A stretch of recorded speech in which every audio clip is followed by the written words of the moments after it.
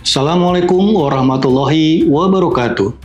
Perkenalkan, saya Saiful Anwar MPD, dosen tetap program studi S1 Teknik Informatika STIMIK IKMI Cirebon. Pada kesempatan ini, saya akan memaparkan rencana pembelajaran semester mata kuliah pendidikan kewarganegaraan yang saya ampu sebagai pedoman pelaksanaan pembelajaran selama 1 semester. Video ini direkam sebagai salah satu syarat pemenuhan pernyataan diri dosen dalam unjuk kerja Tridharma Perguruan Tinggi, sertifikasi dosen gelombang 1 tahun 2026 di bidang pengajaran.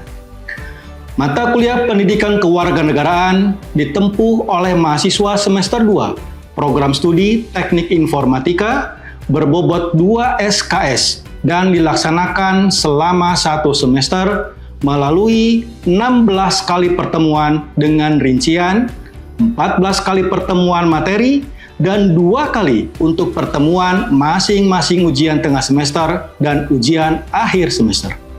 Mata kuliah ini merupakan mata kuliah wajib kurikulum yang dirancang untuk membentuk mahasiswa agar memiliki kompetensi kewarganegaraan, karakter kebangsaan, serta kemampuan berpikir kritis dalam menyelesaikan berbagai persoalan kehidupan bermasyarakat, berbangsa, dan bernegara. Pada akhir perkuliahan, mahasiswa diharapkan memiliki kemampuan berpikir kritis, analitis, komunikatif, dan bertanggung jawab dalam menganalisis berbagai persoalan kebangsaan, serta mampu menerapkan nilai-nilai Pancasila, Undang-Undang Dasar Negara Republik Indonesia tahun 1945, demokrasi, dan etika kewargaan dalam kehidupan akademik maupun profesional.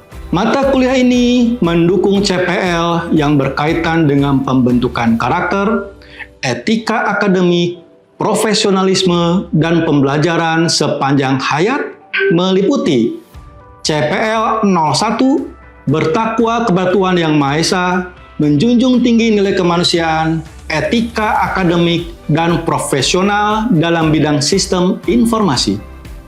CPL 12 memiliki komitmen terhadap pembelajaran sepanjang hayat dalam pengembangan kompetensi di bidang sistem informasi. Seluruh CPL dan CPK tersebut telah dipetakan ke dalam RPS sesuai kurikulum program studi dan telah melalui proses validasi akademik oleh program studi serta Badan Penjaminan Mutu. Untuk mencapai CPL tersebut, mata kuliah ini memiliki 4 CPMK yang mencakup penguasaan konsep, kemampuan analisis, penyelesaian masalah kebangsaan, serta pembentukan sikap nasionalisme dan etika akademik dengan sebagai berikut.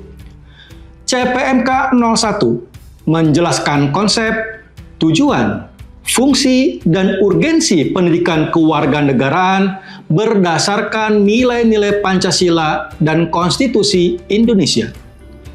CPMK 02 menganalisis identitas nasional, integrasi bangsa, demokrasi, hak dan kewajiban warga negara, serta penegakan hukum melalui berbagai studi kasus kewarganegaraan.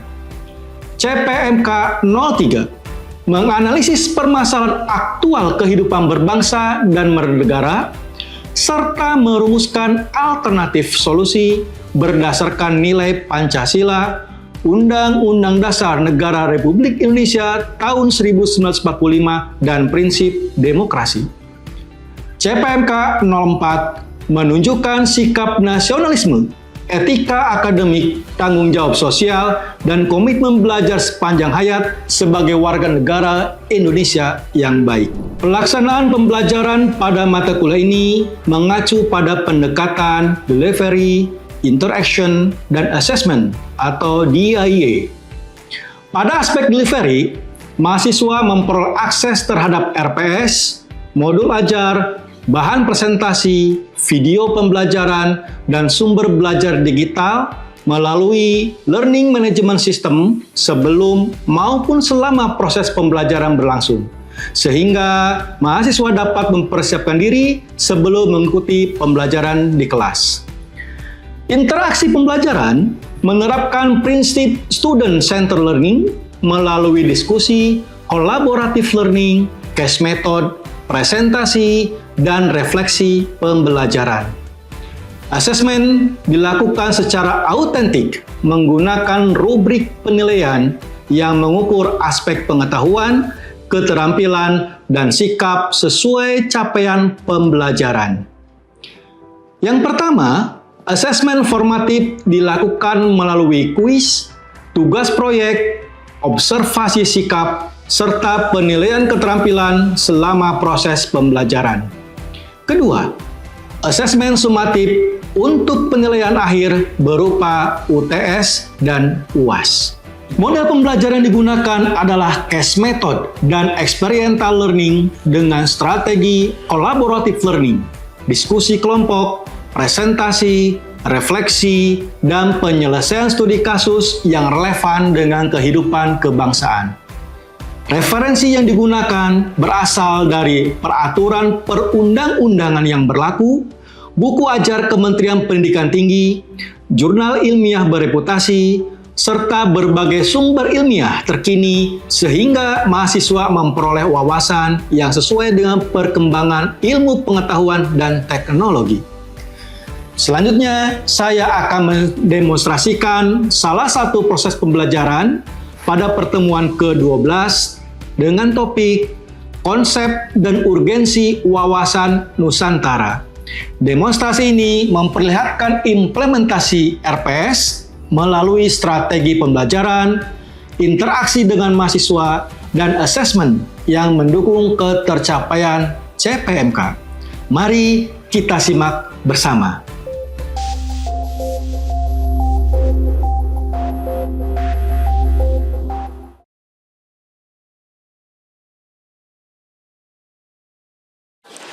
Assalamualaikum warahmatullahi wabarakatuh. Waalaikumsalam warahmatullahi wabarakatuh. Gimana hari ini kabarnya? Alhamdulillah. Semoga hari ini Allah senantiasa memberikan rahmat, hidayah, taufik, kesehatan, dan kemudahan bagi kita semua agar senantiasa kita dapat menyelesaikan perkuliahan selama menempuh pendidikan di STIM Hikmi Cirebon. Sebelum melanjutkan ke materi hari ini, saya ingin memastikan terlebih dahulu, apakah semua mahasiswa sudah pada masuk? Hadir semua?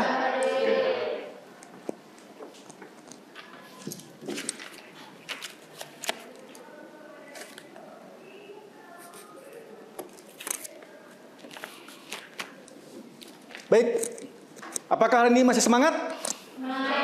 Oke, kalau masih semangat akan saya buktikan dengan satu pertanyaan. Apakah ada yang masih ingat materi pertemuan sebelumnya tentang apa?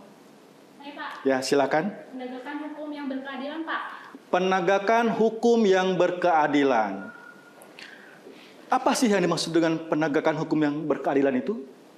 Nah, Menurut saya, Pak, karena Indonesia merupakan negara yang sangat beragam. Apabila setiap orang memiliki kesadaran hukum yang sama, maka kehidupan masyarakat akan lebih tertib, adil, dan persatuan bangsa tetap terjaga.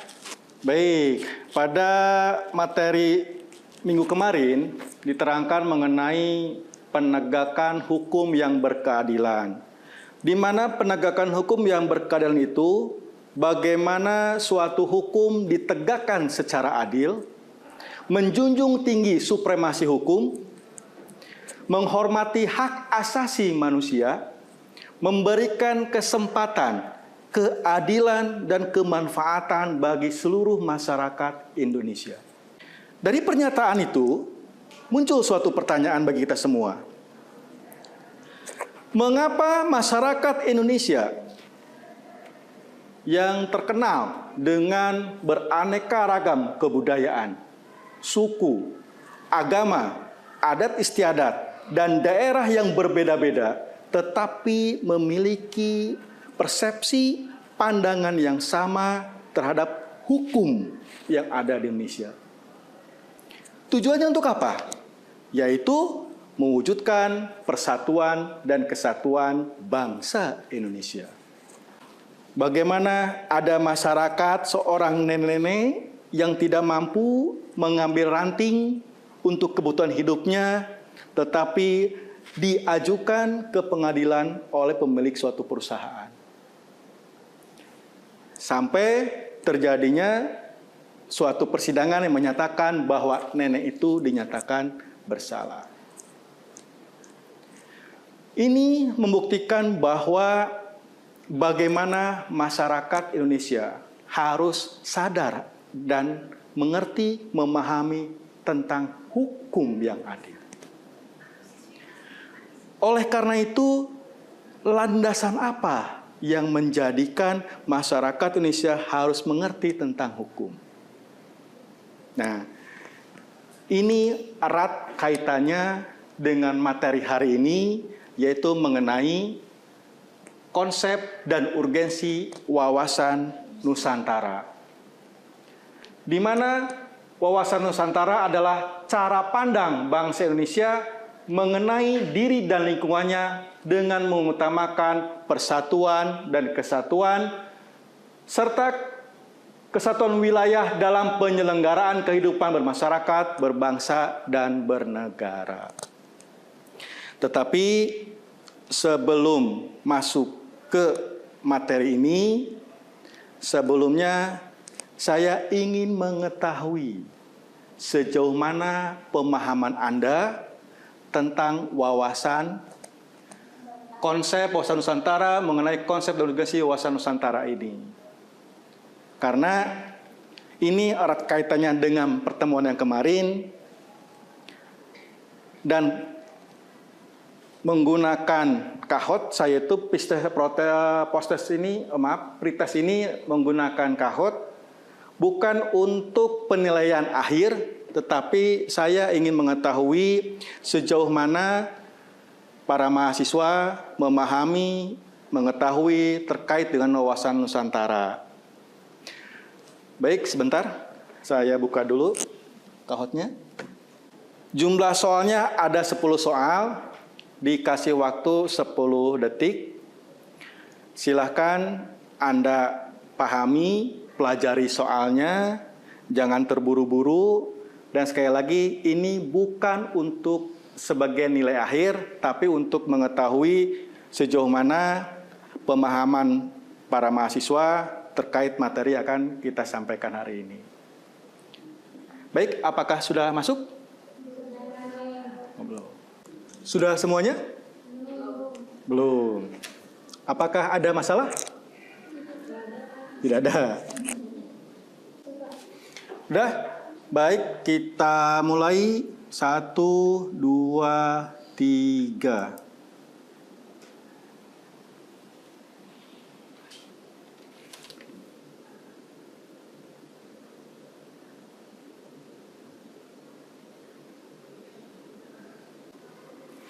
Iya, selamat buat Dika. Tidak apa-apa, ini bukan akhir dari segalanya. Karena untuk mengetahui pemahaman sejauh mana Anda mengenal tentang wawasan Nusantara. Ini yang pertama adalah Dika, yang kedua adalah Sarah, dan yang ketiga Dede. Mana Dika? Alhamdulillah. Kalau Sarah? Iya. Kalau Dede? Alhamdulillah. Baik, kita lanjut ke materi, yaitu tentang konsep dan urgensi wawasan Nusantara. Adapun tujuan pembelajaran dari wawasan Nusantara ini, yaitu yang pertama, menjelaskan pengertian hakikat, kedudukan, dan fungsi wawasan Nusantara dalam kehidupan berbangsa dan bernegara. Jadi kita harus memahami, mengerti tentang wawasan Nusantara. Karena ada pepatah yang mengatakan, tak kenal maka tak sayang, tak sayang maka tak cinta. Itulah dari mata turun ke hati. Makanya kita harus memahami dulu mengenai pengertian, hakikat, kedudukan, dan fungsi wawasan Nusantara dalam kehidupan berbangsa dan bernegara. Tujuan yang kedua adalah menganalisis unsur dasar geopolitik dan geostrategi Indonesia dalam perspektif wawasan Nusantara. Jadi seorang mahasiswa itu harus mampu menganalisis, bukan hanya memahami, mengetahui saja, tapi harus mampu menganalisis. Kemudian tujuan yang ketiga adalah menganalisis geostrategi Indonesia sebagai negara kepulauan dan implikasinya terhadap ketahanan nasional. Kita dikenal sebagai negara dengan negara kepulauan. Bagaimana ke depannya 5 tahun yang akan datang, mahasiswa untuk menjaga kepulauan negara Indonesia. Kemudian yang keempat adalah menganalisis kontribusi wawasan Nusantara dalam mewujudkan persatuan dan kesatuan bangsa serta pembangunan nasional. Kemudian yang kelima, mengimplementasikan nilai-nilai wawasan Nusantara dalam kehidupan bermasyarakat. Berikutnya yang keenam, mengimplementasikan nilai-nilai wawasan Nusantara dalam kehidupan berbangsa. Ketujuh, mengimplementasikan nilai-nilai wawasan Nusantara dalam kehidupan bernegara. Kedelapan, menganalisis urgensi penerapan wawasan Nusantara dalam menghadapi tantangan global di era modern. Jadi diharapkan mahasiswa itu, seluruh mahasiswa, bukan hanya di STIMIK IKMI Cirebon saja, yaitu adalah bagaimana seorang mahasiswa belajar aktif, berpikir kritis, dan berkarakter kebangsaan. Mengapa Anda harus memahami 8 tujuan pembelajaran ini? Mungkin ada yang tahu? Saya, Pak. Ya, silakan. Karena sebagai calon sarjana teknik informatika, kami tidak hanya dituntut untuk menguasai teknologi, tapi juga untuk kreativitas kebangsaan dan membanggakan Indonesia. Baik, terima kasih atas jawabannya. Sekarang saya mau bertanya, apakah Anda memiliki media sosial? Punya TikTok? Punya akun Instagram? Punya Facebook? Suka melihat YouTube? Tujuannya untuk apa? Yang pertama, mencari hiburan. Yang kedua, ada yang dijadikan untuk berbisnis, usaha, seperti YouTuber yang lain, di mana dalam 1 bulan bisa mencapai ratusan juta rupiah. Apakah mereka seorang sarjana? Ada yang sarjana, ada yang tidak. Tetapi penghasilnya luar biasa. Bagaimana seorang artis bisa terkenal di dunia YouTube dengan penghasilan sampai 150 juta per bulan. Ada yang sampai 1 miliar per bulan. Tergantung bagaimana konten-konten di sana yang diupload oleh tim kreatornya. Tetapi tidak banyak juga. Banyak permasalahan-permasalahan yang muncul di penggunaan media sosial yang disalahgunakan oleh orang-orang yang tidak bertanggung jawab. Apa sih yang dimaksud dengan wawasan Nusantara itu?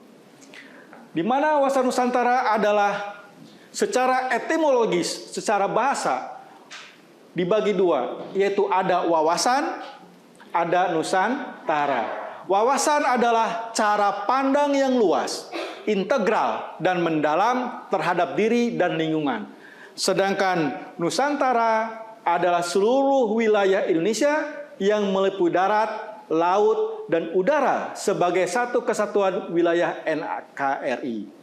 Hakikat wawasan Nusantara, di mana hakikat wawasan Nusantara itu memiliki hakikat sebagai cara pandang manusia yang menempatkan persatuan dan kesatuan wilayah, bangsa, dan negara sebagai satu kesatuan utuh dan bulat dari seluruh aspek kehidupan.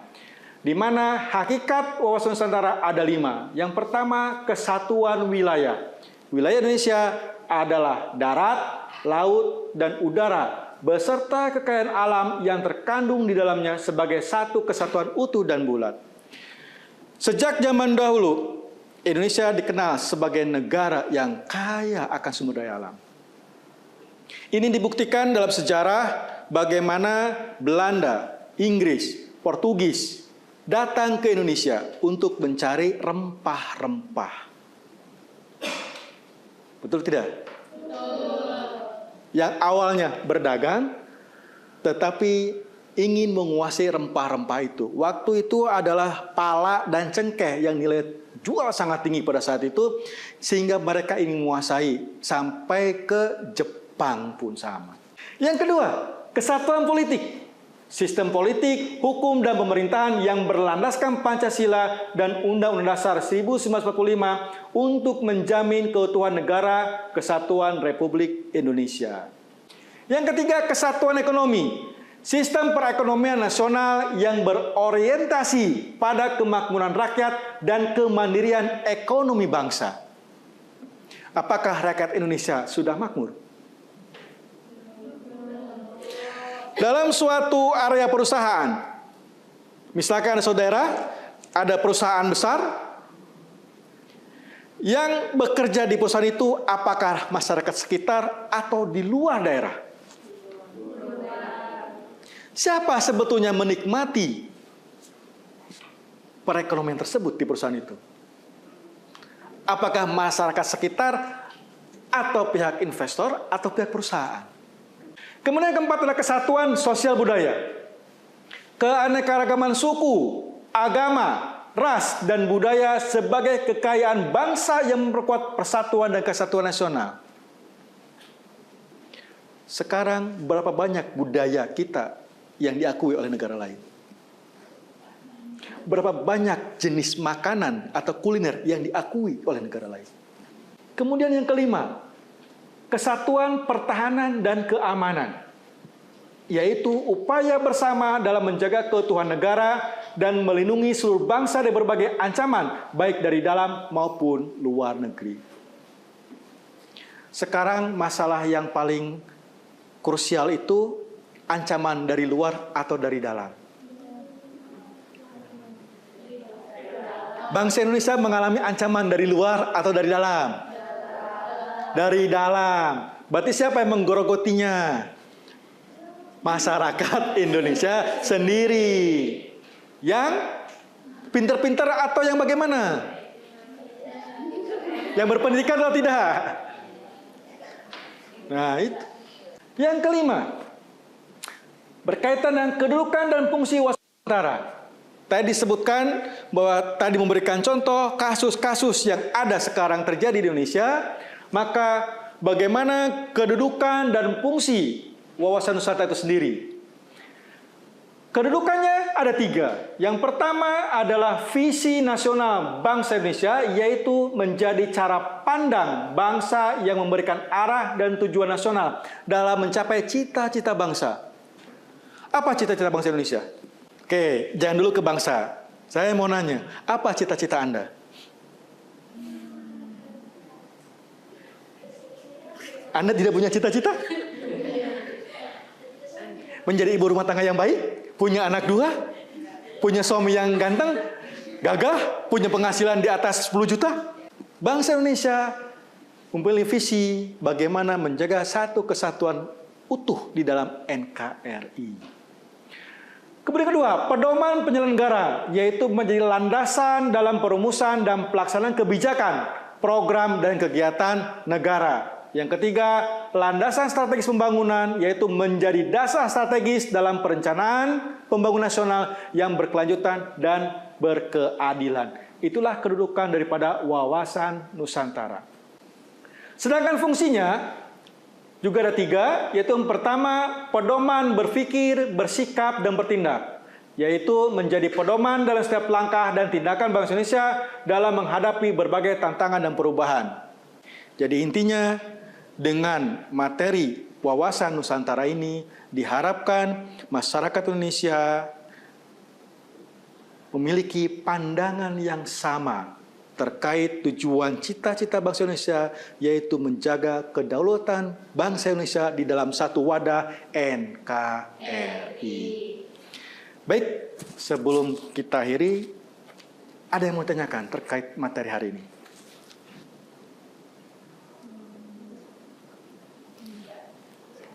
Baik, kalau tidak ada akan saya uji lagi. Kalau tadi pretest ingin mengetahui sejauh mana Anda memandang materi yang belum dibahas, sekarang materi sudah dibahas, ingin mengetahui lagi sejauh mana Anda memahami materi yang telah saya sampaikan dengan menggunakan post test. Karena saya tak kenal maka tak sayang. Baik, silakan Anda buka lagi HP ke aplikasi Kahoot lagi. Baik, silakan. Prosesnya sama seperti yang tadi yang pada waktu pretest. Sudah semua? Sudah. Baik, kita mulai.